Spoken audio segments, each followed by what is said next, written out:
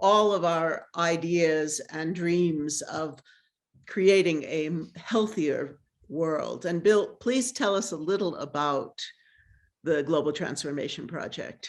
Well, the Global Transformation Project came about because I spent 40 years collecting the science on mind body.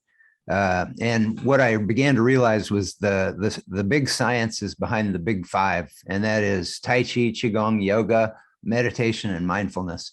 And as I was putting this book together, it's the new second edition of the Gospel of Science that just came out first of January this year. And as I was compiling all this science, I just realized that it is literally insane that mind-body education is not a core part of public education worldwide. And that graph that you have right there, Sharon, if you could just leave it there for a second, if you look at the stairs going up there, what the science shows as far as educators are concerned is that mind-body practices increase IQ. They increase math proficiency skills. They increase GRE reading skills. They improve focus and improve test scores. They reduce ADD and ADHD, less depression, less anxiety, stronger immunity, and less illness. I mean, really dramatically less illness when students practice these things. And so, it would just be insane for any teacher to look at this and say, oh, no, I don't want my students to have higher IQs or better math proficiency or better GRE reading scores or higher test scores. It's just at the point now where it's just crazy that it hasn't already happened. And so the goal of the Global Transformation Project is to get mind-body education into public education. And the way that we're going to approach that is we're lobbying for a United Nations resolution for mind-body education and public education worldwide. And so if you go to this globaltransformationproject.org page that Sharon's on, you can see our petition. You can also see the science. It's just starting right below where your cursor is, increase students' IQ. If you scroll down just a little bit from where you are. Yeah, and you can go down and the science is just endless. And so it just makes just absolute common sense that this should be part of public education. But what's fascinating is that the TM Foundation has been putting a lot of effort and time and money into research over the past decades. And what they've discovered is that when you get 1% of a population of, an institution or a city practicing high-level meditation, it improves the behavior and well-being of the whole city. And it's actually measurable. They've worked with police departments and they've dramatically dropped the HRA rates, the homicide rates and assaults, the violent crime rates in cities by having 1%. Now, what's fascinating is that World Tai Chi Day, the event that we founded 23 years ago, I think, Princeton University had their Paralab had spawned a global consciousness project. And what they discovered was that there was a global consciousness that could be affected by events on the planet. When massive amounts of people like Princess Diana's funeral were focused on one thing or one emotion, their computers went off track all over the planet, and they began to realize as they looked at other events that there was like a global consciousness. And so then they started to look at mind-body events like the International Day of Yoga, World Tai Chi and Qigong Day, International Day of Peace Meditation, these different days, and they took their computers off track. And so actually, I have some photos. If I can do a screen share, I'll show you some of the graphs that I got from the Princeton research program. So this is the data chart that we got from the Princeton University Global Consciousness Project. And what you see in the center there is that black line going across the middle, the zero line. And what this is it's like an electronic coin flipper. It's called a random event. It's called a random event generator. It's like flipping a coin 200 times per second. And so normally it hovers around that black zero line going across horizontally, because that's what keeps the lights on in Las Vegas. It's that statistical probability. But what they found was that when they looked at these mind-body events, this is the 24-hour period of World Tai Chi Day in 2007. And what you can see is that starting at the beginning of the World Tai Chi Day, the random event generators flipping went way off course down towards the bottom. And then it reached the European wave, because it starts in New Zealand, goes across Asia and Africa and Europe. And anyway, when it got to the European 10 a.m. in Europe, UTC time, then you see it go dramatically up off the right top corner. And so that divergence off of that line is a statistically probable indication that we created greater coherence in global consciousness during that 24-hour period. And this is true of not just World Tai Chi and Qigong Day, but this is also true of the World Yoga Day, which I have right here, if it'll open. Okay, let me see if it opened. Yeah, there we go. Okay, see how that diverged off of the 0 line? Yes. And yep. Yes. And then I've also got the International Day of Peace. So are you familiar with Lynn McTaggart's work? Yes, somewhat. I'm not deeply steeped in it, but I'm very familiar with that work. Yeah, it would be great to bring her on too. And then here's I'd love to talk to her about this as well. That'd be awesome. Oops. Dr. Rose and Bill, Dr. Gupta, thank you so much. I have another engagement. Oh, yes, thank you for being with us. Yeah, it was nice seeing you, Alex. Look forward to speaking with you personally soon about music. Thank you. Thank you for this opportunity. Bye. Thank you. Bye. Yeah. So now this is this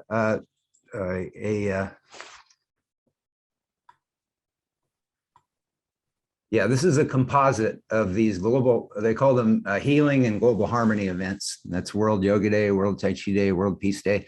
And so what you can see is the Z score that you see on the screen is about 3.3. And just to kind of put that in context, for lay people like myself, the Z score for when they discovered the Higgs boson particle at the particle accelerator in CERN in Switzerland, that was a 5 Z score. So this is very close to what got the Nobel Prize for physics. I mean, this is a 3.3 is a very high Z score. It's, I mean, there's no way that that there's not something happening in global consciousness. And what we've found through our experience with World Tai Chi Day is that it takes vastly less than 1% of the world's population to have an impact on global consciousness, because, in 2007, World Tai Chi Day was probably only tens of thousands of people. And we actually created greater coherence in global consciousness. So everybody out there, just kind of imagine just for a moment, by getting in the United Nations resolution to advocate the science to public educators worldwide to get mind-body into public education, and countries around the world, a lot of them should want to do it because it's going to save them, hundreds of millions, if not billions of dollars every year to do this. And it's a real low cost way of doing that.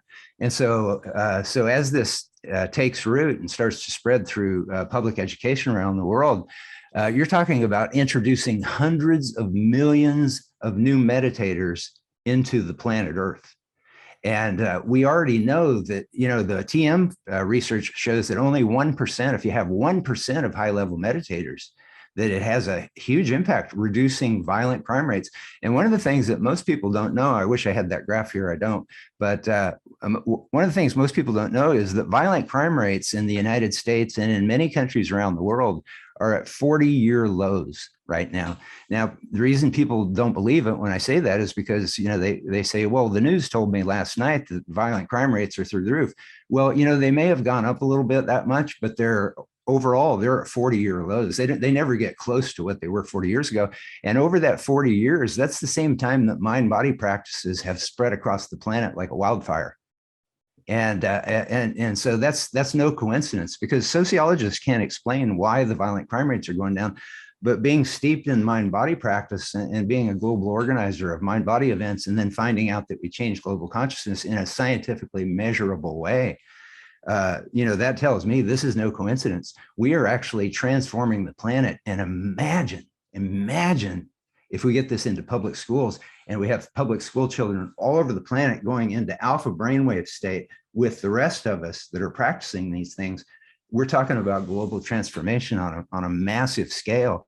that would change the planet for the rest of history. It's like our great grandchildren would be looking back at our generation going, wow, those guys were awesome. Look what they did.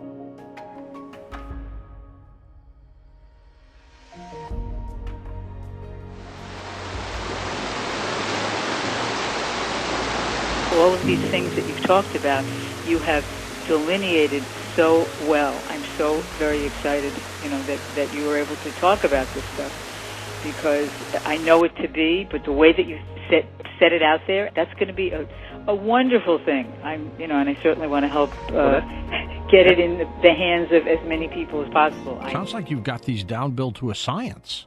That is amazing.